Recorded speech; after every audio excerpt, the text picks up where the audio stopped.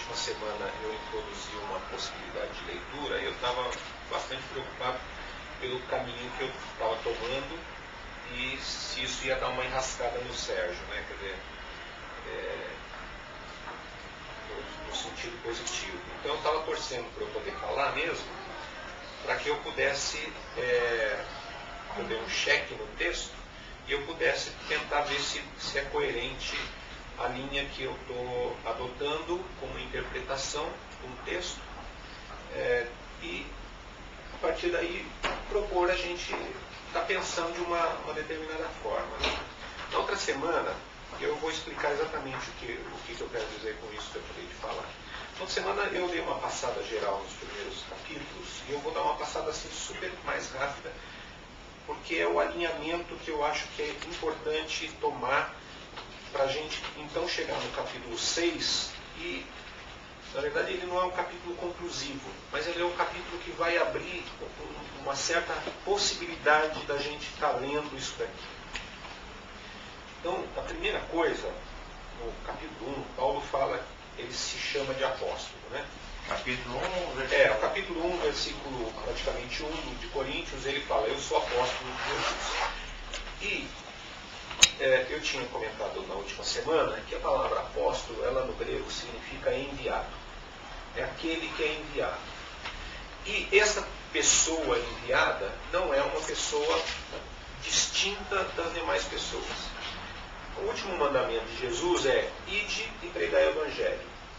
Essa pessoa que entendeu o ide, ela é enviada.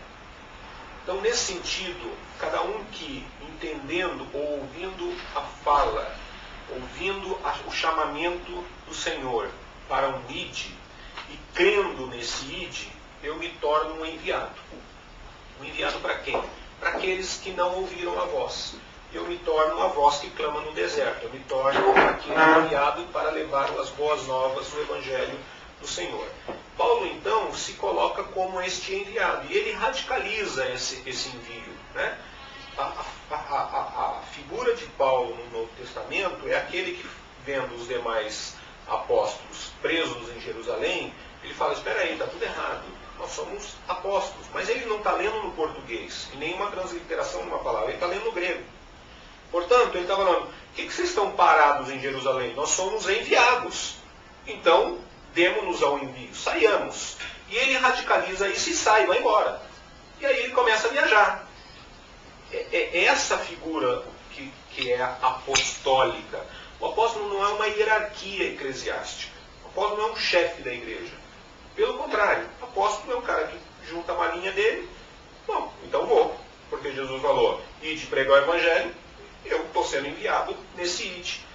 Né? Então, não tem força de lei, nem força de um poder de autoridade. Pelo contrário, ele se desvazia e fala, estou indo. E Jesus é chamado, em Hebreus, de sumo apóstolo. Por quê? Ele é o enviado dos enviados. Quem o enviou? O próprio Pai. Né?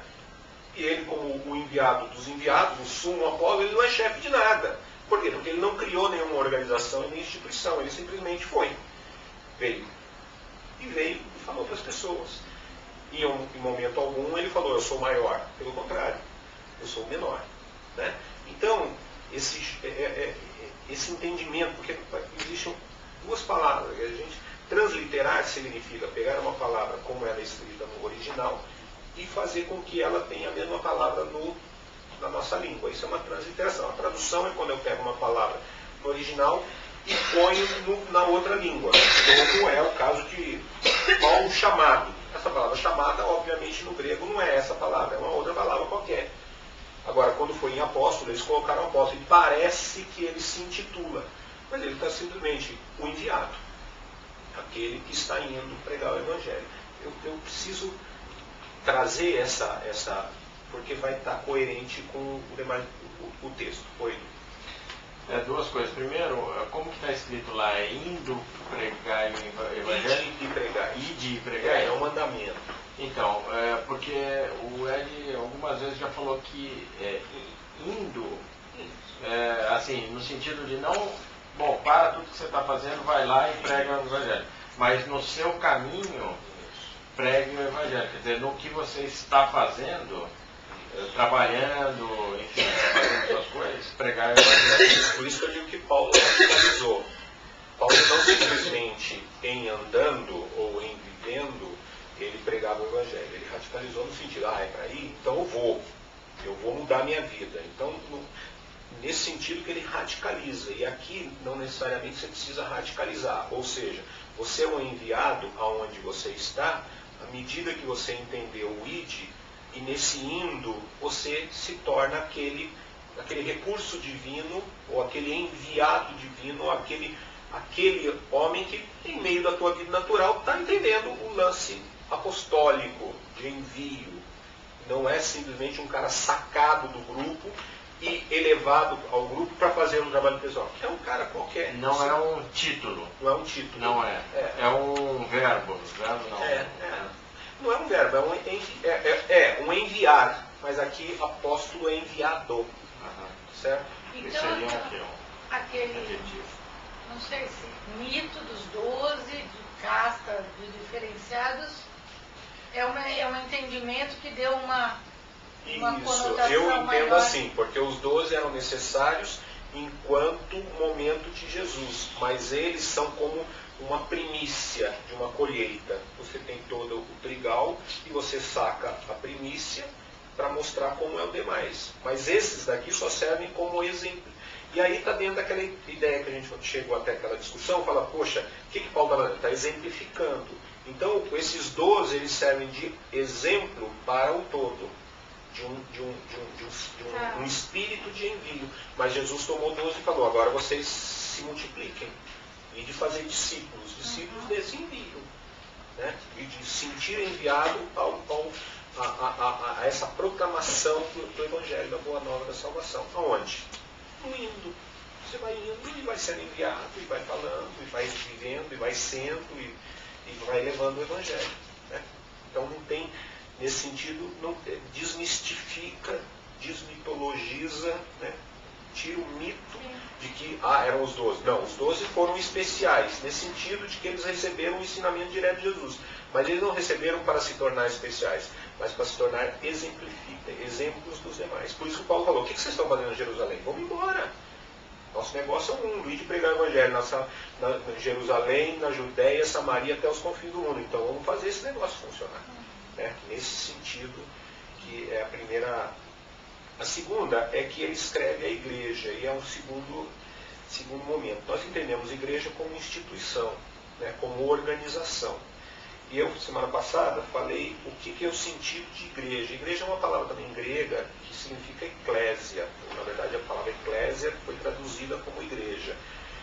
A eclésia grega era uma assembleia onde as cidades gregas se reuniam. Então, e as grandes assembleias gregas se davam em Atenas, 300 anos antes disso daqui. O que acontecia? Eles precisavam legislar ou julgar um assunto qualquer. Todos os cidadãos, todos os homens maiores de 18 anos e que podiam ir para a guerra, se reuniam num lugar para discutir se ia ter guerra, se não ia ter guerra, se alguém pisou na bola, se não pisou na bola, e discutir a vida da cidade, o que fazer no dia a dia. Essa reunião que acontecia de vez em quando era chamado assembleia, ou eclésia no grego, e que nós traduzimos como igreja. Essa assembleia eclesial, essa eclésia, ela se reunia da seguinte forma, todos tinham direito igual à palavra. Era uma assembleia, era um debate público sobre problemas políticos no sentido de polis, de cidade. Né? Eles iam discutir o grego. Então, quem tinha uma ideia sobre o assunto e competência técnica para falar daquele assunto, levantava a mão e falava, eu quero falar. Aí ele ia para o centro da eclésia, que era um círculo, um grande círculo, ou melhor, um círculo, um teatro grego, e a pessoa ia lá no meio e falava, a minha ideia sobre esse assunto é tal, tal, tal, tal. Aí o outro falava, não concordo. Ia ao centro da eclésia, todo cidadão podia ter a mesma palavra e ele tinha esse direito a falar a palavra. Okay? Então você vê que o apóstolo, a gente tira o mito dos 12. Não vou tirar a palavra mito, que é muito ruim, mas tira essa coisa restringido aos 12. E a eclésia tira a ideia de uma organização institucional. Quando que ela se institucionaliza? Com Constantino no ano 350 e com o filho de Constantino. Aí ela se torna uma instituição, uma organização com normas e que responde ao poder público e ao poder político. Mas até então era uma reunião de gente para discutir assuntos, onde todos tinham os mesmos direitos de fala, os mesmos direitos de expor as opiniões, desde que estivessem de acordo com aquilo que estava acontecendo. Então, eu tive que falar essas duas coisas que eu acho importante no entendimento que eu vou estar propondo aqui. Né? Depois entramos no final, no capítulo 2, tem uma coisa que me parece muito importante, que eu esqueci semana passada, e que o Sérgio, eu acho que trabalhou muito bem quando ele linkou com Atos. Ele fala o seguinte, nem olhos viram, nem ouvidos ouviram a Deus. Então nós temos um Deus que, diferente do Velho Testamento, que era um Deus que escreveu na pedra e fez Moisés descer com a pedra, um Deus que aparecia no Shekinah, um Deus que abria o mar, Deus que fazia... No Novo Testamento ninguém vê nada. Né? Nós estamos aqui reunidos, ninguém viu Shekinah, ninguém físico. Shekinah é quando havia o templo, a reunião no templo ou no tabernáculo, e num dado momento a glória de Deus enchia aquele negócio, saía um fogo, o fogo descia do céu, saía uma fumaceira, era a presença do Espírito, era uma coisa extraordinária.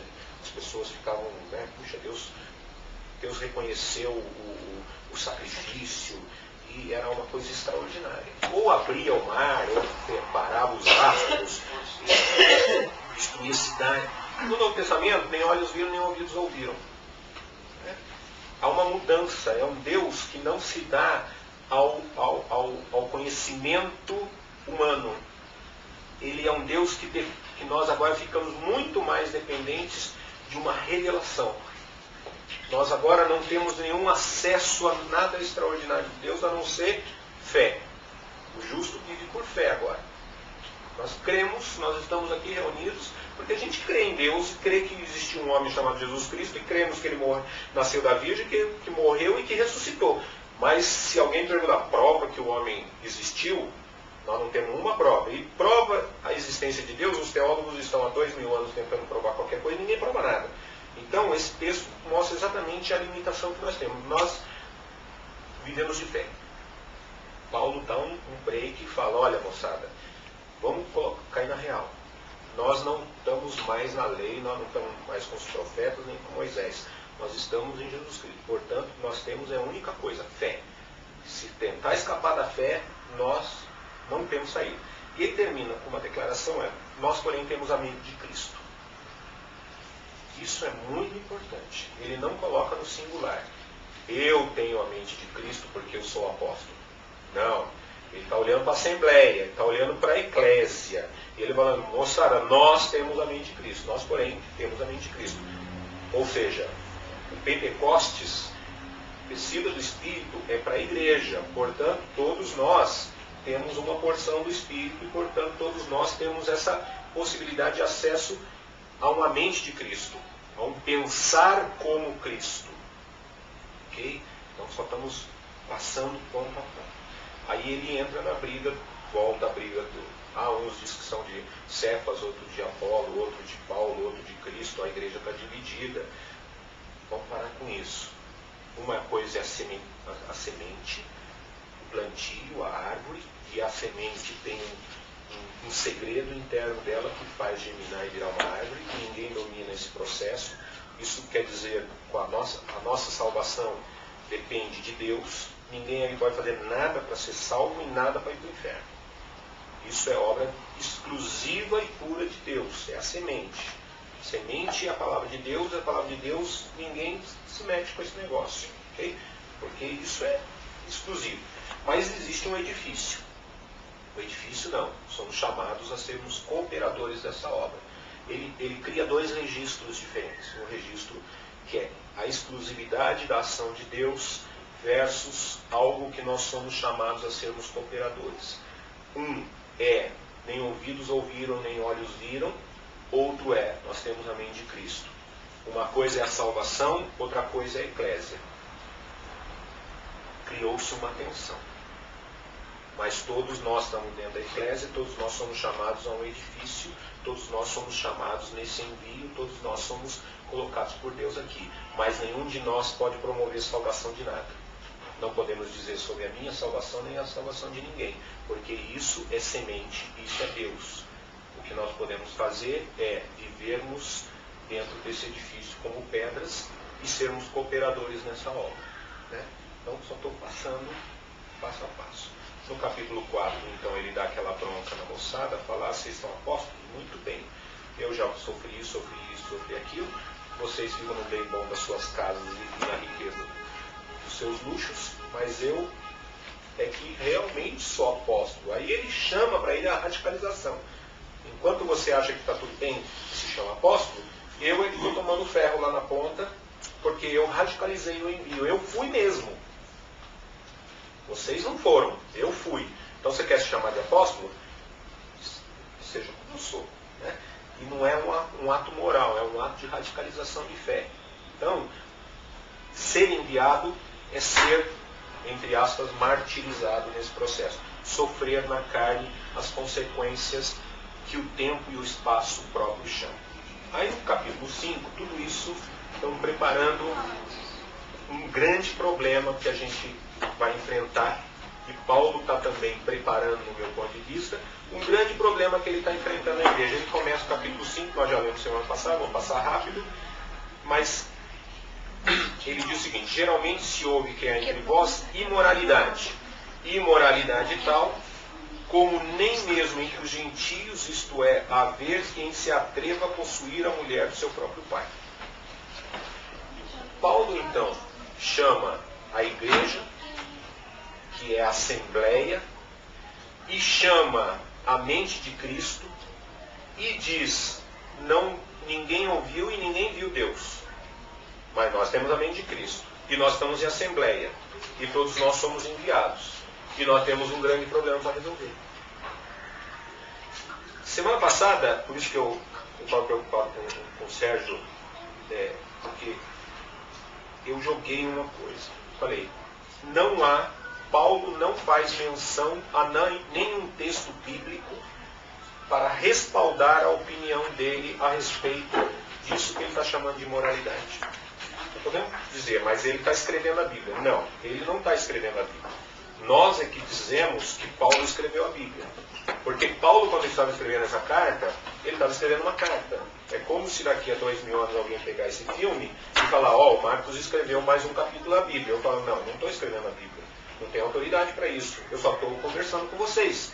Paulo teve um problema e escreveu: olha, gente, tem imoralidade no meio de vocês. Mas nem fora da igreja encontra essa encrenca tão grande. E nós temos que resolver esse negócio. Aí depois nós percebemos e falamos: puxa, ele estava inspirado por Deus quando escreveu isso. Vamos canonizar esse negócio e vamos fazer com que seja lido por muitos e muitos anos. Mas o Paulo aqui não estava escrevendo a Bíblia. Se ele estivesse escrevendo a Bíblia, ele tinha falado da Bíblia. Por quê? Porque é aí que está a grande saída. A igreja, e aí eu mudei uma situação, a igreja é essa assembleia. E Paulo está chamando a atenção da assembleia, que é a igreja, para olhar para os seus próprios problemas, porque nós não estamos mais no campo da lei.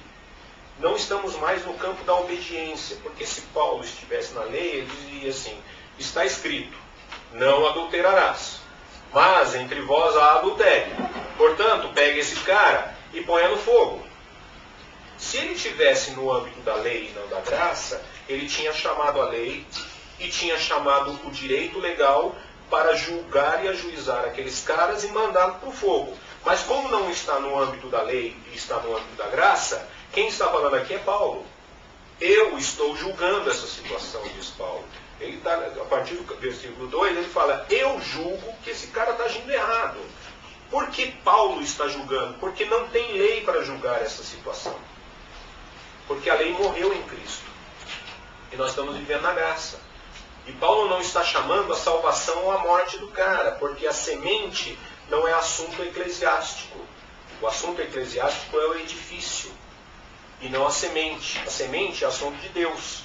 Deus é que cuida da minha salvação ou não. Eu sou cooperador da obra de Cristo. E como cooperador, eu opino sobre a situação. Eu digo a minha opinião sobre a coisa. Né? Então, esse capítulo 5 tem esse grande problema. Ou eu entro no campo da lei e julgo a imoralidade, chamando a lei, e portanto eu saio da graça, porque agora é a lei. Ou eu cancelo a lei e entro no campo da graça. Eu falo, não posso dizer sobre a salvação dele, mas não posso concordar com a atitude desse cara que está em nosso meio, agindo de uma forma errada. Mas aí eu não estou mais no campo da lei. Eu não estou falando que ele vai para o inferno porque ele se deitou com a mulher do pai. Eu simplesmente estou dizendo, não concordo formalmente com a atitude desse cidadão, desse cara. Porque eu estou em assembleia. Por isso que eu tive que chamar a atenção sobre o que é uma assembleia. Eu, Paulo, sou irmão com vocês, estou no meio da assembleia e estou falando, não concordo. Certo? Então nós estamos diante desse problema. Para eu dar uma caminhada para o capítulo 6, aí a gente lê, e eu vou descansar a voz para que alguém leia, eu queria só falar sobre essa palavra que na minha Bíblia está escrita como imoralidade. O que ela significa no conceito original grego. Né? A palavra imoralidade, ela no grego aqui é porneia. A gente conhece pornografia. Né? Ela é porneia. Essa palavra vem da palavra, ela é derivada da palavra porneu, que significa oferecer-se ao intercurso sexual ilegal ou ilegítimo ou fora do costume. Essa palavra porneu, ela vem de uma palavra que é pornos. É uma mulher ou um homem que vende o seu corpo para uso sexual. É aqui que eu gostaria de parar. Né? A palavra imoralidade não está ligado a necessariamente e somente ao sexo de um cara com uma mulher do pai dele, que não é a mãe dele necessariamente. Mas na raiz da palavra está ligado à venda do corpo como coisa. Prostituição. Eu estou criando um outro espaço, não somente prostituição. É você vender o seu corpo, vender-se como coisa. No caso, como coisa sexual. Entende? Porque lá no fim da raiz é a palavra piprasco, que é vender-se por um preço. É comercializar uma coisa. A palavra porneia está ligado a você transformar o seu corpo numa coisa mercantil. E no caso, mercantilizar como sexo. Mas na origem dela, não é simplesmente mercantilizar como sexo. É vender um escravo, piprasco. É vender uma pessoa como se fosse uma garrafa de vinho. Portanto, a imoralidade está ligada também a você transformar o seu corpo em coisa. E como coisa, você se tornar um objeto mercantil, comerciável, com um preço de mercado. Mais do que simplesmente ir para a cama com a mulher do seu pai. Entendeu o deslocamento que eu estou propondo? A gente abrir a mente e falar, Paulo não está indo contra o adultério. Não é isso, porque senão a coisa resolvia nesse plano do sexo ilícito e dizer, isso é adultério. Não. A palavra está ligada a você se transformar numa coisa. E como coisa se vender no mercado. E nesse momento se vender como ato sexual. Mas poderia se vender como outra coisa qualquer. Qualquer ato nesse sentido. Ok? Exemplifica quando você se vende em suborno. Isso é uma boa palavra hoje em dia, né? Você, nesse momento, você cometeu um ato de imoralidade também. Não exatamente como essa, que aqui tem ligação sexual, mas eu quero forçar essa natureza e dizer, no momento que você tem um preço de suborno, você piprasco a tua vida, se tornou imoral nesse sentido de que você é uma coisa com preço no mercado e, portanto, qualquer um pode usar essa coisa para um benefício em prol da sua egocidade, do seu egoísmo. Ok? Então isso ganha uma conotação importante na minha leitura do capítulo 6, quando eu abandono a divindade e opero num outro sentido, né? Porque nós estamos, semana passada eu caí num problema sério, que era dizer, toda vez que numa assembleia, alguém dentro da assembleia se coloca fora do espírito da assembleia, eu tenho o direito de dizer, manda esse cara embora. Imagina o João, está numa conduta inadequada. Ele é o cara do capítulo 1 aqui, do versículo 1. Eu falo, o Paulo, e foi o que você falou, pô, o Paulo está sendo duro. Paulo fala, manda esse cara para Satanás, para o inferno. Né? Manda esse cara sair daqui do nosso meio. Por quê? Aí eu estava falando, isso existe, a gente tem que criar um debate da Assembleia que tenha um fundamento. Porque o edifício que nós estamos edificando, ou sendo cooperadores da obra, Paulo no capítulo 4, 3, ele falou o seguinte, o fundamento é Cristo. Então, a Assembleia tem uma discussão fundamental, no sentido aonde que a gente busca o apoio das nossas discussões. A discussão termina em Cristo. E eu falando isso, mas sem apresentar uma saída. Por isso que eu estava preocupado com vocês. Né? Porque eu falei, nós temos que fazer uma discussão onde a nossa Assembleia pode chegar numa situação radical de falar, esse cara tem que ir embora. Pô, mas parece duro na Assembleia. A igreja tem que ser amorosa, tem que ser caridosa. E ao mesmo tempo a gente está fechando o tempo e falando, o cara que cometeu imoralidade, manda passear. Calma. E eu não dei resposta. Se você pegar, foi a tua discussão. Mas, pô, está sendo duro. Está sendo duro, porque ele está indo contra a imoralidade. Porque essa imoralidade está indo contra o fundamento. Mas não é o ato sexual que está indo contra o fundamento, gente. É a imoralidade. Precisamos entender a imoralidade e entender o fundamento. Isso, né? Muito mais do que isso. Entender o fundamento e entender a imoralidade para entender contra o que Paulo estava se opondo e a partir daí entender como que a Assembleia pode buscar legislar e ajuizar situações num mundo que agora não tem mais lei, não tem Velho Testamento para dizer aquele que adultera leva na frente da cidade e joga pedra nele. Ninguém faz isso aqui. Então nós não temos esse fundamento, nós temos que buscar um outro fundamento. Se é que a gente vai buscar um fundamento. E a gente crê que o fundamento é Jesus Cristo. Mas Jesus Cristo é um homem, é um Deus que se fez homem. Então nós precisamos entender essa passagem para poder começar a entender o que Paulo está irado ao ponto de falar, eu entrego esse cara a Satanás. Eu entrego esse cara a uma oposição extrema. Eu entrego esse cara para fora. Pô, mas é duro a igreja falar isso. Por quê? Porque ele está cometendo imoralidade. Qual é a imoralidade? Está coisificando uma pessoa, está usando uma pessoa como coisa. E aí essa coisa foge do fundamento. Então eu convido que alguém leia o capítulo 6, nós vamos tentar agora passar pelo capítulo 6, tive que retomar isso, porque eu acho importante a gente, para começar a entender o que está acontecendo aqui, sem uma visão moralista. Porque a visão moralista é fácil. Você comete adultério, nós nos reunimos e mandamos você passear. Isso é fácil. Mas não é isso que Paulo está falando aqui. Porque não está no regime da lei, está no regime da graça. Então nós temos que entender o que Paulo está dizendo para que a igreja se reunindo busquemos o mesmo fundamento, que é o essencial. E vamos ver que a resposta é outra. Não é todo adúltero põe para pastar, ou todo homossexual põe para correr, ou todo ladrão põe para... Então não fica ninguém na igreja. É a história de Jesus.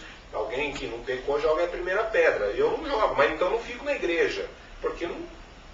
lendo isso daqui não sobra um. Como que podemos sobrar então? Opa, vamos buscar o que Paulo realmente está dizendo. Porque se ele está falando isso, e como o Tiago diz, se você for contra uma parte da lei, você negou toda a lei. Se você não é imoral, mas você sonegou o imposto, você é igual ao imoral. Se você mentiu ao telefone, você é igual ao imoral. Então não sobra ninguém na igreja. Estamos todo mundo no inferno. Nós temos que entender o que está sendo dito aqui. Por que Paulo foi duro? Para podermos, então, em meio ao regime eclesiástico de assembleia, que não é aquela reunião dominical, é irmãos que estão discutindo as suas próprias vidas e tentando enxergar uma conduta cristã ética no mundo contemporâneo, sermos criteriosos e ao mesmo tempo sermos fiéis ao nosso fundamento. Essa é a questão que eu estou querendo trazer aqui, que é diferente de simplesmente com quem eu durmo de noite, ou se eu sou casado com uma mulher ou com um homem. Não se está discutindo isso aqui. A discussão não é essa. Isso daqui é um exemplo. Assim como ele usou Cefas, Apolo, Jesus Cristo e ele como exemplo de uma igreja dividida, mas esses caras não dividem a igreja, aqui eles estão usando a imoralidade, o homossexual e o adúltero e tudo mais como exemplos para chegar num ponto fundamental, que é Cristo. Ok? Alguém podia ler então o capítulo 6? Lê esse aí, João, nessa versão. Se algum de vocês tem queixa contra outro irmão, como ousa apresentar a causa para ser julgada pelos ímpios, em vez de levá-la ao santo? Vocês não sabem que os santos hão de julgar o mundo? Se vocês hão de julgar o mundo, acaso não são capazes de julgar as causas de menor importância? Vocês não sabem que haveremos de julgar os anjos? Quanto mais as coisas dessa vida. Portanto, se vocês têm questões relativas às coisas desta vida, designem para juízes os que são da igreja, mesmo que sejam os mesmos importantes. Digo isso para envergonhá-los. Acaso não há entre vocês alguém suficientemente sábio para julgar uma causa entre irmãos? Mas ao invés disso, um irmão vai ao tribunal contra outro irmão, e isso diante de descrentes. O fato de haver litígios entre vocês já significa uma completa derrota. Por que não preferem sofrer a injustiça? Por que não preferem sofrer o prejuízo? Em vez disso, vocês mesmos causam injustiças e prejuízos, e isso contra irmãos. Vocês não sabem que os perversos não herdarão o reino de Deus? Não se deixem enganar. Nem imorais, nem idólatras, nem adúlteros, nem homossexuais passivos ou ativos, nem ladrões, nem avarentos, nem alcoólatras, nem caluniadores, nem trapaceiros herdarão o reino de Deus. Assim foram alguns de vocês, mas vocês foram lavados, foram santificados, foram justificados no nome do Senhor Jesus Cristo e no Espírito do nosso Deus. Continua. O perigo da imoralidade. Tudo me é permitido, mas nem tudo convém. Tudo me é permitido, mas eu não deixarei que nada me domine. Os alimentos foram feitos para o estômago, e o estômago para os alimentos. Mas Deus destruirá ambos. O corpo, porém, não é para a imoralidade, mas para o Senhor, e o Senhor para o corpo. Por seu poder, Deus ressuscitou o Senhor e também nos ressuscitará. Vocês não sabem que os seus corpos são membros de Cristo? Tomarei eu os membros de Cristo e os unirei a uma prostituta? De maneira nenhuma.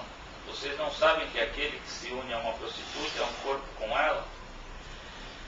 Pois como está escrito, os dois serão uma só carne, mas aquele que se une ao Senhor é um espírito com ele.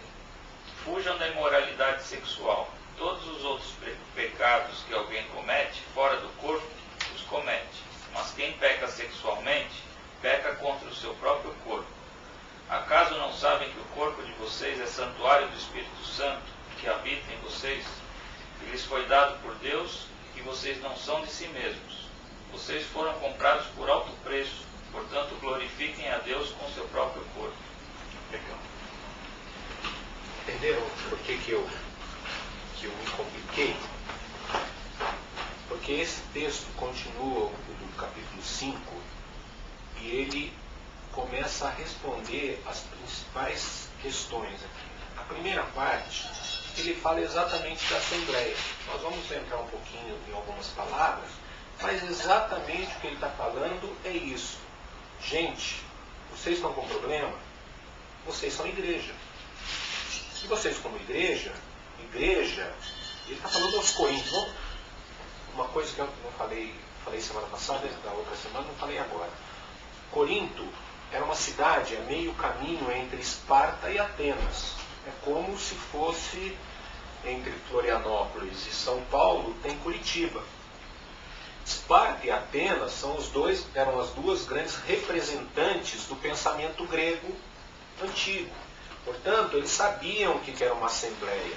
Para eles, falar eclésia é como para nós falarmos futebol, como falar samba.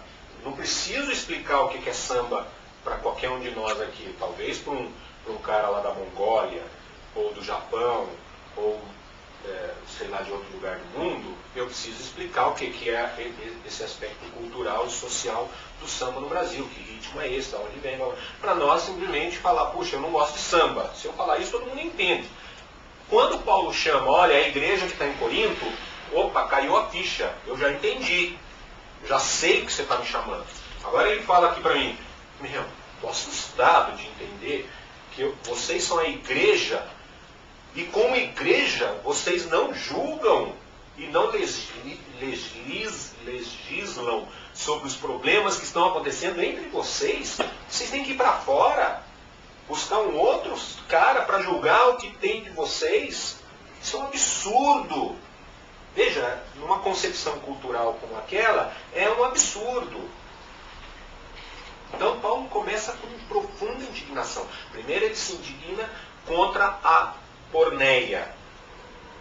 Tem porneia aí no meio. Agora ele fala, além de ter porneia, vocês não estão agindo como igreja. Vocês estão buscando não sei o quê. Então vamos cair a ficha, gente. Então ele começa. Aventura-se alguém, tendo questão contra outro, submetê-la a juízo perante os injustos, alguém que não é da eclésia? Vocês estão buscando fora da eclésia um juízo daqui, e não perante os santos? Ora, não sabeis que os santos hão de julgar o mundo? Eu só gostaria de colocar a primeira palavra. Quando Paulo está falando o seguinte, vocês não sabem que os santos hão de julgar o mundo? A palavra julgar aqui no grego é criterium. Vocês não sabem que aqueles puros, aqueles purificados por Deus, aqueles que entenderam da semente, porque logo em seguida ele vai falar, vocês foram santificados, vocês foram purificados, isso é semente. Vocês que creram na semente, ou têm a semente dentro de vocês, os santos, vão ser o critério de ajuizamento da ordem geral. Ajuizar é ter critério. Então Paulo está chamando aqui não a lei. Ele está chamando um critério. Ele está chamando o critério. Mas qual é o critério? É gente. Vai falar assembleia é a forma de vida nossa, que é do edifício junto com a semente. Esse edifício é o critério de Deus. Não é nesse sentido que dá a impressão aqui de que a igreja vai julgar a humanidade?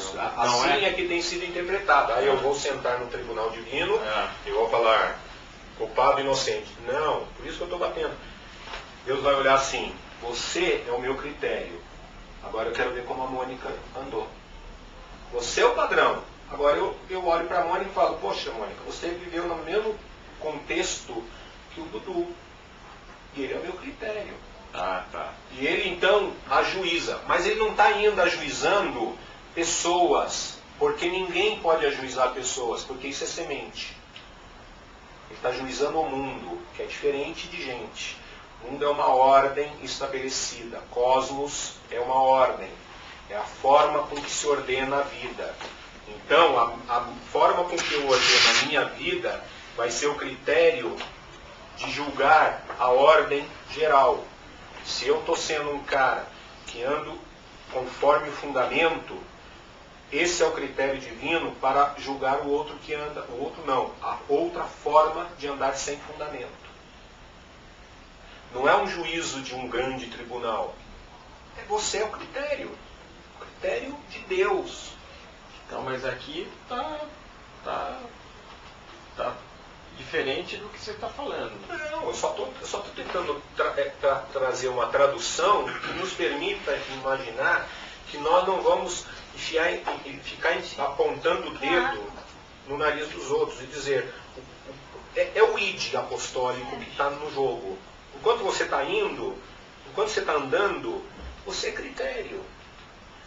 É o critério de Deus. Você é um homem normal, dentro das mesmas limitações, dentro dos mesmos problemas, vivendo um país que o Sérgio trouxe uma oração especial para um país que está vivendo problema de corrupção, de desemprego, de violência, de fome, de exclusão social, de blá blá blá blá. E você, dentro desse país, é o critério de Deus. Ou é o critério que Deus espera poder utilizar para ajuizar. Não, gente, essa forma de vida que esse país está adotando, esse mundo. Deixa eu ver se eu entendi.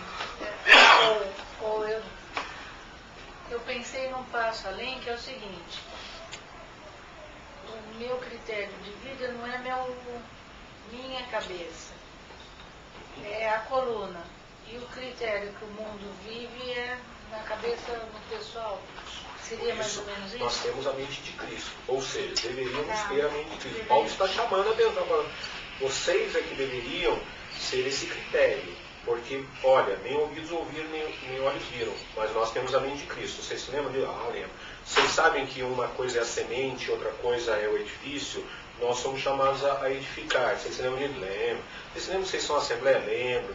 Caramba, e vocês sabendo de tudo isso, não sabem que vocês deveriam ser o critério? E é nesse sentido. Por quê? Porque vocês têm esse fundamento.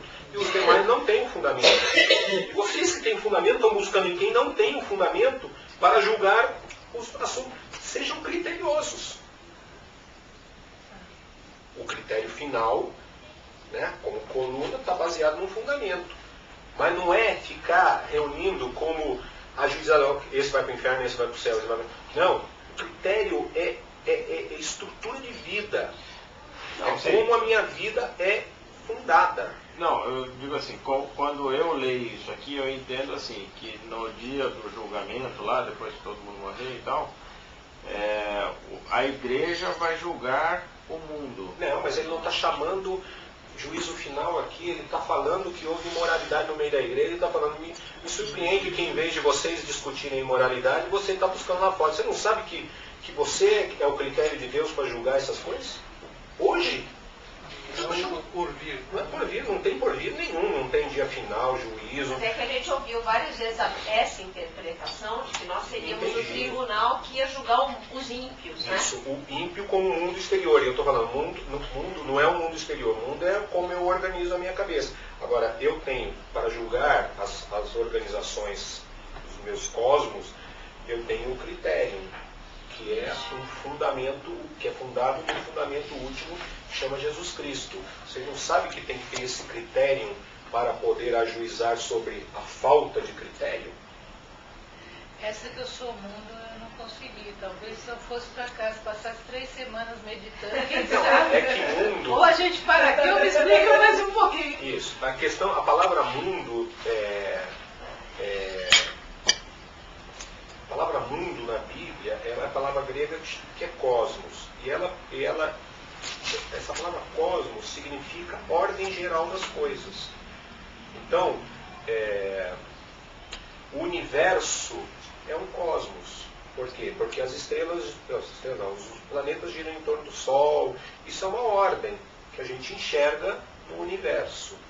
Então, nós todos temos uma ordem. A ordem da nossa reunião é que a gente come antes, bate um monte de papo, fala um monte de besteira e no fim começa fazendo uma oração, fala um pouquinho mais sério e fica aguardando o Sérgio fazer piada no fim. Não é a ordem. Não é a ordem. Isso é o mundo da nossa reunião é ordenado disso. Então, eu tenho uma ordenação mental de como que eu me relaciono com a Esther, como que se dá fidelidade ou infidelidade entre nós, como que administrações financeiras, como a gente educa os filhos. Isso é o mundo. Então, o critério fundado em Cristo há de julgar todas as ordens, todas as organizações. Tudo que não está fundado nesse critério é julgado. Porque é mundo. nós aprendemos de forma, vamos dizer, excludente, dizer o mundo é tudo que está para fora. Não, o mundo não é o que está para fora. O mundo é como eu enxergo a coisa, como eu organizo a minha vida. É a minha cosmovisão, a totalidade das coisas como se organizam na minha cabeça. Por que eu falo português e não inglês? Tem uma ordem nisso. Né? Por que eu vou votar no dia 1º e não vou me abster de votar? É uma ordem, é um mundo. O mundo não é uma coisa ruim, porque Deus amou o mundo. Ele amou o pecado? Não, ele amou isso que o homem organizou. E ele falou, bom, vai estar mal organizado. Mas você desorganiza com essas contas. Agora você vê que esse tribunal que a gente sempre entendeu seria a igreja julgando o mundo, seria um tribunal de uma sentença só, né? Porque se toda a igreja, tá certo que se diz a igreja fundada em Cristo, vai julgar o resto, que é o mundo, qual vai ser a sentença para o mundo? Inferno. Inferno. Então, quer dizer, ficaria um julgamento, no mínimo, estranho, né? Porque só teria uma pena. Mas a igreja não pode julgar hoje também. Não, mas é isso que o Martin está falando, que na verdade não é um julgamento, a gente tem que oferecer um padrão de mentalidade que será usado como um critério de avaliação em situação semelhante. Então, por exemplo, você teve a oportunidade de cometer um erro e uma pessoa do teu lado também. Como você agiu e como aquela pessoa agiu. Então você estabeleceu um critério, uma mentalidade. Vamos fazer um exemplo. No teu caso, você é advogada. Então, quando um caso é julgado várias vezes no mesmo padrão, não vira jurisprudência? Sim. Então essa é a palavra. É. Você entendeu? Isso. O que ele está querendo falar é justamente Cria uma isso. jurisprudência. Criar uma jurisprudência. Isso, né? É a palavra correta para a partir do padrão. do padrão nosso. Ou seja, nós temos um padrão, nós temos uma jurisprudência de ambiente aqui. Padrão de Jesus Cristo. Cujo fundamento o nosso é Cristo. padrão é... Isso. Eu não cheguei ainda na discussão que fundamento é esse. Eu só estou falando que há um juízo que deve acontecer, um juízo da Assembleia, e ele vai se basear no fundamento. Qual é esse fundamento? Eu quero chegar lá, aproximar hoje. Eu não vou chegar ainda hoje, mas vou chegar bem perto desse negócio para a gente entender que fundamento é esse. Na outra semana eu falei, não é concorde com a gente, manda pastar. Hoje eu já falando, não manda pastar não. Vamos ver se está no fundamento. Aí eu diminuí um pouquinho o peso da coisa, porque Paulo também diminuiu. Vamos diminuir, tem que ver o fundamento. Essa semana não vou ver o fundamento, mas estou dizendo, há um critério. E esse critério ajuiza sobre mundo. E mundo é uma ordem. Senhor médico, se o senhor não concordar, o senhor fala aí. É uma forma diferente de enfocar. Eu acho que tem uma razão, porque uma das coisas que sempre chama, como nós vamos julgar dentro de um critério. Tá certo? O critério definiu, é Cristo. E dentro do nosso meio, nós temos que ter o nosso procedimento, que é o critério de Cristo. Tá? Perfeito, para mim está claro. Então tá bom. E continua, Vamos nessa. porque Paulo, ali no chamado, quando ele foi chamado, exatamente, ele foi chamado para ir para quem? Para aquele povo romano, que ele era romano. Lá quando ele saiu de Saulo para ser Paulo. E Jesus Cristo chamou quem? Chamou Paulo. Chamou Saulo, que se tornou Paulo. E aqui ele deu ele entendeu aqui no capítulo 1, bem claro, quem eu sou? Eu sou um enviado, eu sou um apóstolo. É isso mesmo. Agora, nessa parte que ele fala, é ruim você ir, quando você cria um critério, que é quando você cria uma jurisprudência, no campo judicial, quando existe você vai numa causa querer peitar uma jurisprudência, você perde. Porque já foram várias causas julgadas, né? Já teve várias, então o que ele, acho que resumindo é mais ou menos, se vocês já tem uma jurisprudência, que vocês vão pedir para outro... Mas aí eu vou pegar essa tua palavra e vou falar o seguinte. É o que aconteceu com a igreja. Nós começamos há 2000 anos atrás julgando as causas e falando, bom, todo mundo que comete essa tal da imoralidade a gente julga igual. Então não vamos nem mais pensar. Deitou fora, pulou a cerca, manda a pedra. Manda a pedra. E o que aconteceu? Nós dogmatizamos essa ação, esquecendo que essa ação se fundamenta numa outra ação e que é isso que eu estou buscando hoje. O que é de fato imoralidade para que eu possa ir contra esse ato ou contra essa intenção, contra esse espírito e não contra o ato em si. Porque o ato em si podem ser vários, mas isso daqui ele pode gerar muita coisa. Está complicado ainda, mas eu chego lá. Vamos lá. E ele está falando, me envergonho disso tudo, vocês deveriam estar... Uma coisa que ele fala aqui no meio, para ver como a importância dessa tal da imoralidade é nenhuma, ele fala, gente, vocês vão julgar coisa muito maior, então se borrando com coisa mínima. Hoje em dia, se algum de nós é pego em adultério, vai lá na frente da igreja, passa aquele carão, e vai, faz assembleia, faz aquele escândalo desgraçado. Paulo está falando, isso daí é besteira. Vamos atentar para isso. Ele está chamando o ato sexual em si, eu estou tirando o peso do ato, porque eu estou buscando uma coisa que foi uma motivação do ato. Ele está falando, esse ato que esses dois cometeram, uma besteira tão grande, gente. Vocês podiam ter resolvido, não enchido a minha paciência com me envolver com isso. Pô, reúne lá e conversa sobre isso. Porque isso é um ato mínimo. Isso é um nada perante Paulo. Vocês não sabem que vocês vão julgar coisas muito maiores? Isso é mínimo. Isso julgar no sentido de ser critério para coisas maiores. Coisa maior, a vida na Terra. Você está falando como está lá que é a história de julgar. Então não é um julgar, é ser critério. Ser critério. Ser critério em termos políticos do que eu vou fazer domingo sem ser esse domingo outro. Ser critério quanto às relações humanas, às exclusões sociais e à fome. Nós somos chamados a ser critério. E não para ficar discutindo se o fulano... Não acerto. Isso daí você devia ter não, isso tudo bem, isso é coisa Gente, a gente estudou já o que é o reino de Deus, né? O próprio Paulo, ao escrever aos Romanos, ele vai falar o seguinte, porque o reino de Deus não é comida nem bebida, mas é justiça, paz e alegria no Espírito Santo. Está lá em Romanos 14, se não me engano, né? E ele está falando o seguinte, os injustos não herdarão o reino de Deus. O reino é justiça, paz e alegria. Ele não está falando de céu aqui também. Ele não está falando de vida eterna. Porque ele compara em Romanos o reino de Deus, e quando Jesus compara o reino de Deus, e aí eu volto à exemplificação do Sérgio, que para mim é muito importante, o reino de Deus é o caminho estreito. Portanto, o reino de Deus é gente atritando com gente, gente se esbarrando com gente. E o reino que não é de Deus é o caminho largo, é gente que se distancia de gente.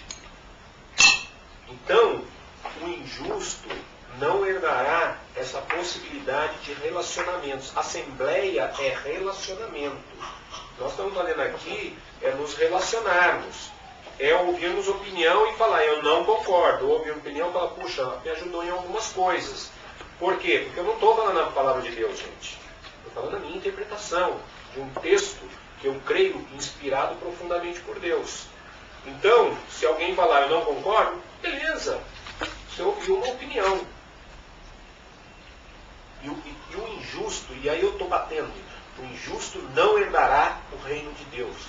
A possibilidade de estar junto com gente, de estar se relacionando, de estar ouvindo os diferentes, de estar podendo andar junto, de estar podendo se perdoar mutuamente, de estar podendo levar uma carga do outro, de estar podendo construir um edifício onde todos nós somos pedras. Não é a questão pequena do ato sexual, não é a questão pequena do furto, hoje eu vou levar uma garrafa de vinho escondido do João. Fui pela caminho e levei, não vou para o céu. Não tem nada a ver com isso. Mas, Marcos, na verdade isso para mim faz muito sentido, assim, porque, por exemplo, todas essas coisas, o que acontece? Elas te levam a ter um distanciamento das pessoas, né? Então, adultério, pelo que eu estou entendendo que você está falando, com Deus não tem muito a ver, mas tem a ver com a minha mulher, quer dizer, eu vou criar um certo atrito, não muito, porque é um negócio bem importante. A mentira, a corrupção, tudo isso leva à discórdia entre pessoas, né? E aí vem a segunda parte. Então, eu estou apontando, eu acho que eu estou apontando correto, entra a segunda parte. Só antes, no versículo 11, vamos ler rapidinho, diz o seguinte: tais fostes antigamente, tal, mais vós fostes lavados, mais vós fostes santificados, mais vós fostes justificados em nome do Senhor. Ou seja, veja de novo aqui a questão da semente e a questão da obra. Gente, vocês estão pisando na bola. Vocês estão tendo imoralidade no meio. Mais vós fostes santificados, mais vós fostes lavados, mais vós fostes justificados. Por quê? Porque Paulo não mete a mão dele nessa cumbuca. Essa cumbuca pertence a uma única pessoa, a Deus, o homem da semente. Então ele fala: gente, não estou discutindo a salvação de vocês, porque vocês foram lavados, justificados e santificados. Isso eu não tenho nada a dizer. Agora eu tenho uma coisa para dizer contra você. Você está tratando mal as suas relações com o próximo. E aí a gente tem que discutir, porque aí tem a ver com o edifício, não tem a ver com a semeadura. Porque a semeadura é de Deus, mas o edifício, somos cooperadores com Deus, desde que a gente esteja olhando para o fundamento. E aí ele faz a grande e bombástica declaração, que ele diz o seguinte: todas as coisas me são lícitas. Olha, se eu estivesse lendo isso sobre cultos de louvor, o que fazemos para adorar a Deus? Vocês cantam, vocês oram, vocês levantem as mãos, vocês se ajoelham, porque todas as coisas me são lícitas. Todo mundo vai falar: uau, eu posso fazer qualquer coisa porque eu sou livre diante de Deus para orar, para levantar as mãos. Ele está falando de imoralidade. Ele está falando de imoralidade. E quando ele fala de imoralidade, ele está no meio do texto de imoralidade. Ele fala: você pode fazer tudo o que você quiser. Não existe ato ilegal diante de Deus quanto à relação da salvação. Todas as coisas você é lícito fazer. Gente, não sou eu que estou falando. Ele está falando no meio do discurso sobre imoralidade, sobre ato sexual ilícito, sobre porneia. No meio de um discurso sobre porneia, que ele está chamando a atenção da igreja, ele fala: você pode fazer o que você quiser, gente. Porque você não vai para o céu e nem para o inferno porque você se deitou com a mulher do vizinho, e nem porque você virou um homossexual, e nem porque você se tornou um ladrão. Mas vai para debaixo da terra. Vai para o céu mais rápido, né? Vai, eu sou com esse. Marcos, tá, eu acho que para mim está claro assim, essa questão de salvação. Não importa o que você faz, você pode pisar na bola à vontade, que a salvação não tem a ver com isso. Não tem a ver com isso.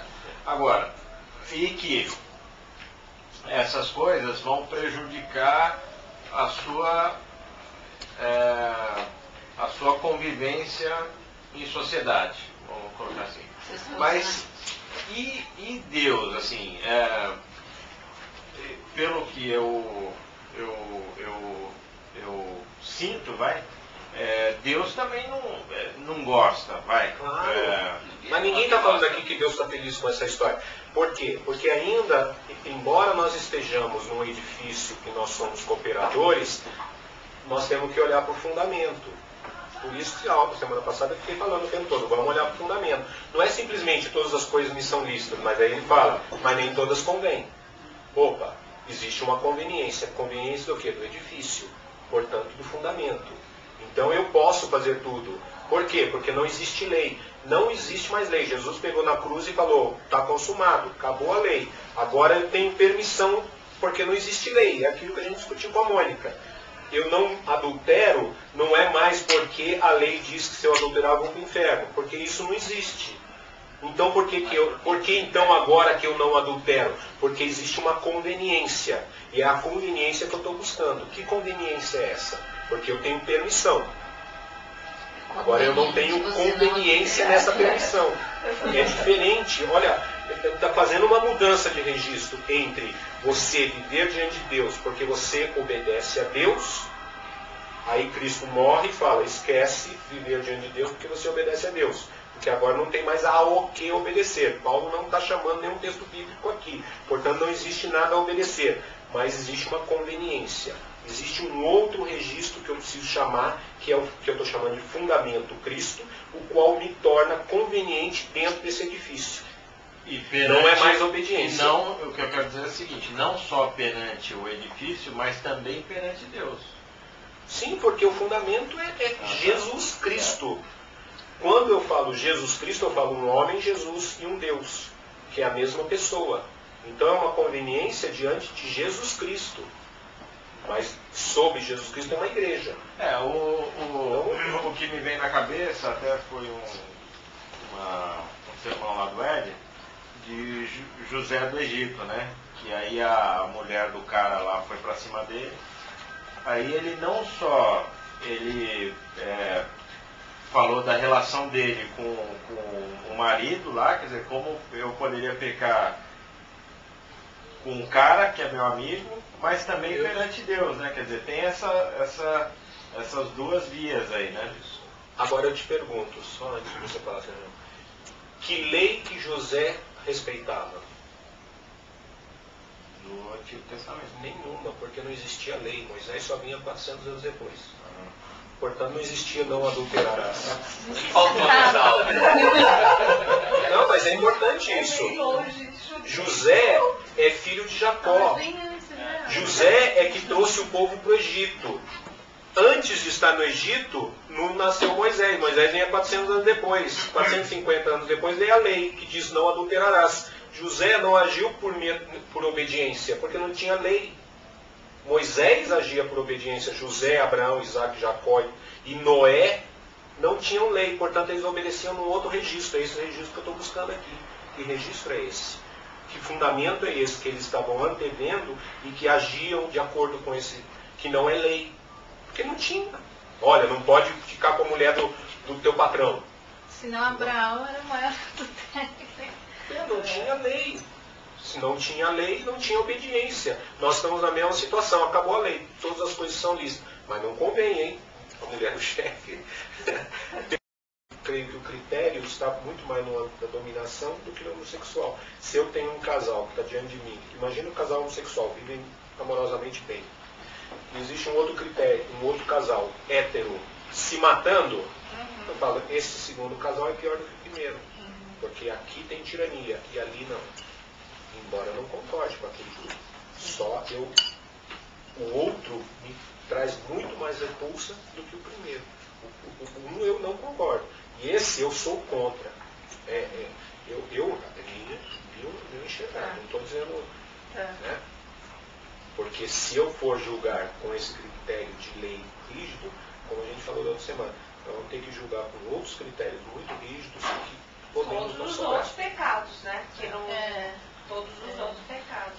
E a coisa tem que ser criteriosa, nesse sentido de estabelecer um padrão de critério. Agora, fico admirado com a palavra de Deus, como ela transcende o tempo, né? Porque Paulo está escrevendo uma carta localizada, um pessoal de uma cultura localizada, mas se você pegar hoje o pós-modernismo, a nossa cultura pós-moderna, você pode aplicar essa mesma verdade, porque os problemas essenciais são os mesmos. Marcos, eu sei que não é o assunto, mas que Deus vai nos ressuscitar. Como é que é isso? Não tem a frase toda, né? Boa pergunta. Não, você está muito... Capítulo, versículo 14. 14. Por seu poder, lês? Por seu poder, Deus ressuscitou o Senhor e também nos ressuscitará. Tem que ler, acho que é a anterior, não? Não, por seu poder, Deus ressuscitou o Senhor, que seria Jesus, e também nos Ele só ressuscitará. está falando do corpo. Aqui, a ênfase do texto inteiro não é escatológica. É isso que eu estou falando. Ele simplesmente fala o seguinte, olha, o corpo é para alimento para o corpo, Deus vai destruir tudo, e existe uma esperança final na nossa existência. Um corpo glorificado. Tem um corpo onde Deus, essas coisas vão perder o sentido para nós, inclusive essas coisas do ato sexual, entendeu? Porque Deus ressuscitou Jesus, vai nos ressuscitar também. Por isso que são coisas menores, são coisas ínfimas. Porque isso vai passar, gente. Isso não é o cerne da questão, não é exatamente essa dependência do corpo às coisas, das coisas ao corpo. E nem as nossas inclinações de desejos e vontades. Não é isso que é a questão. A questão é outra. Então, ele só está... É uma passagem necessária, porque senão o cara pode ser que vai ter uma briga. Ele fala, ó, esquece esse negócio. Um dia nós vamos ser ressuscitados como Jesus foi. Nós cremos nisso, nós temos essa esperança de fé. Mas não é isso que eu estou discutindo aqui. O que eu estou discutindo é que o teu corpo hoje é para Cristo. Hoje. Porque você é hoje santuário de Deus. Porque hoje Deus fez morada em você. Porque hoje o Espírito habita em você. É essa a questão. Em que você foi dignificado por essa presença divina. Agora você que foi dignificado pela presença divina está usando da meretriz como coisa, não tem cabimento. É injusto. Isso não faz parte do reino de Deus. Porque o injusto não entra no reino de Deus. Isso não é reino. Quando você tem a benesse de Deus e você não passa a benesse para o outro e compra o outro como mercadoria. Isso é injusto. E esse injusto não tem nada a ver com o reino. Porque o reino de Deus é justiça. E ele está falando aqui do aspecto sexual, porque possivelmente os coríntios lá tinham... Ele, capítulo 5, versículo 1, ele fala, geralmente se ouve que há entre vós imoralidade tal que nem fora da igreja se tem. Então esse é um exemplo. Assim como ele usou outro exemplo.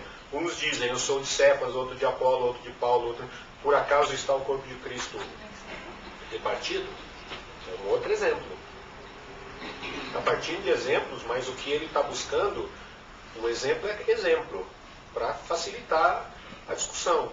Mas o que a gente tem que buscar é o que está fundando a saída que ele está dando para a situação. Que não é um exemplo. O que nós fazemos hoje? Como visão legalista, a gente usa o exemplo como regra. E a gente então fala, todo mundo que transar fora de casa, manda para o Satanás. Porque está escrito aqui, ó, o cara transou fora de casa com a mulher do outro, entrega o cara para o Satanás. Isso é lei. Não, Paulo não está falando isso. Não nos dá essa oportunidade. Ele está falando, aquele cuja relação é de coisificação e, portanto, não é justo como o reino de Deus, que é um reino de relacionamentos de iguais, porque Cristo dignificou tanto a mim quanto a você, e você que não está entendendo isso, você não está praticando o reino de Deus. Portanto, você não tem direito a participar da Assembleia, ou dar a sua opinião na Assembleia, porque você é um tirano. Porque você está agindo em dominação. Você está fora. Fica com a boca calada. Agora, se você entender que Cristo morreu por mim e por você, e que essas coisas menores um dia vão passar, e você trata o outro com a dignidade que ele tem, você então fala na igreja. Tua voz é porque o adultério é a quebra da dignidade do parceiro que está do teu lado. A relação é do lado disso. Agora, com o todo, né? Não afeta tanto. E nesse sentido, o pior dos pecados é contra o corpo. Porque é contra a dignidade humana. É coisificar. Então por isso que todos os demais pecados é fora. Mas esse da coisificação, que o meretrício é um exemplo, mas essa coisificação, essa perda de dignidade é contra o corpo e contra a casa de Deus. Você está tornando indigno aquilo que Deus justificou, lavou e santificou. Que você transformou em coisa. E aí a gente tem que abrir mesmo para qualquer coisa. Porque não é o meretrício, não é o homossexualismo. É uma relação de coisificação. É o você S.A. daquela revista. Isso é transformar o homem num produto de prateleira, descartável pelo mundo capitalista. Isso é coisa. Tem gente que você vê assim que não olha as pessoas tentando enxergar o benefício que aquela pessoa pode trazer para você, né? Não a pessoa em si, né? Assim, tipo, a pessoa não tem amigo pobre, né? Só tem amigo que pode dar algum resultado. O que ele está falando tem razão, porque o gentil hoje do mundo, o que ele vê? Quando ele vê uma pessoa, ele na verdade vê um cifrão, ele não vê um ser humano. Coisifica, né? Ou se vê como uma coisa, né? Aquela revista Você S.A. é você como coisa, como produto comercializável no mundo corporativo. Se você não se produz como coisa vendável, então você não é aceito. Você mesmo se tornou menos daquilo que você é. Você já não é mais a sua própria dignidade. Você é apenas um objeto de prateleira disponível para um dado momento ser sacado e utilizado. Depois jogado fora. Como é muito. E a ideia vendida é quanto mais em cima, mais você vai sacar e usar. E isso é imoral. Né? Isto é imoral. Aí nós podemos, como o Sérgio falou, atualizar o texto bíblico, esquecer o ato sexual daquele cara, que também é importante, mas é uma coisinha, porque o mais importante é isso. Dentro da ética corporativa hoje, é imoral você usar o cara como um objeto num degrau ou para produzir alguma coisa que você precisa para sua carreira e depois joga fora o cara. Porque ele é meretriz. Ele se vendeu também, ele se fez produto, se vendeu. Então joga fora essa meretriz, deixa rodar bolsinha na Augusta. Porque é isso, que o cara também se pôs. Essa relação o Paulo está falando, está errado. Porque Cristo morreu por essa pessoa como morreu por você. E ela é digna de um tratamento diferenciado. Então a gente realmente sai dessa relação exemplificar e consegue ver todas as demais relações possíveis a partir desse texto. Sem tirar o peso do próprio texto. Não estou dizendo que não é, sem tirar, mas uma nova noção. Um pouco mais ampla. Por isso que ele fica bravo. Por isso que ele manda correr. Porque aí está fora do fundamento. O cara está tendo voz ativa, mas não está baseado no fundamento que é Cristo. Que é a cruz. Mas ainda nós não chegamos lá. Só nos aproximamos. Porque ainda não é o ponto central desse livro aqui, essa análise. Ele só está preparando para chegar no fundamento. Tá bom?